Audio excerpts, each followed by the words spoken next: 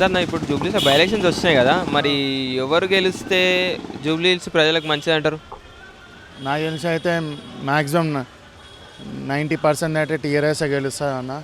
అంటే ఒక last 10 years చూస్తే ఏదైతే డెవలప్మెంట్కి ఆ డెవలప్మెంట్ అన్నా, లేకపోతే షాదీ ముబారక్ అన్న, రైతు బంధు అన్న, లేకపోతే ఆసరా పింఛన్ అన్న,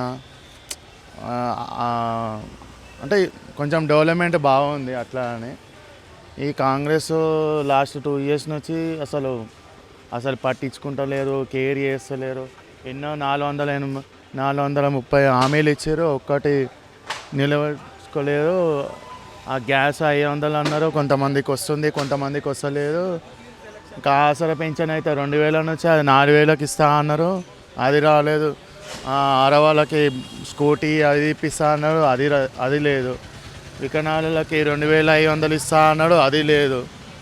ఇట్లా చెప్పుకుంటూ పోతే చాలా ఉన్నాయన్న. గత ప్రభుత్వం టీఆర్ఎస్ చూస్తే ఇప్పుడు కూడా ఒక 10 సంవత్సరాల నుంచి అంటే ఒక ఏజ్ పర్సన్స్కి పెన్షన్ వస్తుంది.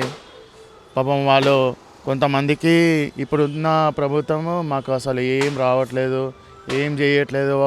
మేము అనవసరంగా ఓట్లు వేయించుకొని మేము అనవసరంగా గెలిపించుకున్నాం. మేము ఈ ప్రభుత్వం అయితే అస్సలు ఏం బాగాలేదు, మాకు టీఆర్ఎస్ కావాలని చాలామంది అంటున్నారు. అట్లా అని బీజేపీ వాళ్ళు అధికారంలోకి వచ్చే ఛాన్స్ లేదంటారు? బీజేపీ ఏముందన్న, బీజేపీ అది సెంట్రల్ కొట్టుకోవాలి కానీ స్టేట్లో ఏముంటుంది, ఏమి ఉండదు.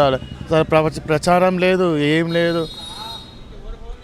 ఫైనల్ గెలిచేది మాత్రం బీఆర్ఎస్ అంటారా? టీఆర్ఎస్ అన్న 99% టీఆర్ఎస్ గెలుస్తుంది. గోపీనాథ్ సార్ ఏమో లాస్ట్ 3 ఇయర్స్ నుంచి ఇక జనాలకు తెలుస్తుంది ఇక్కడ ఎంత డెవలప్మెంట్ ఉందో ఏంది అని. వాళ్ళు అంటే హై కేటగిరీ నుంచి లో కేటగిరీ వారికి తను ఏమేమి చేస్తున్నారు అన్నీ జనాలకి తెలుసు అట్లా అని. సో ఏంటంటే ఈసారి కూడా సునీతమ్మను కూడా గెలిపించాలని మేము గట్టిగా పోటీ చేస్తాం అన్న. యూసఫ్గూడ నుంచి, జూబ్లీహిల్స్ నుంచి.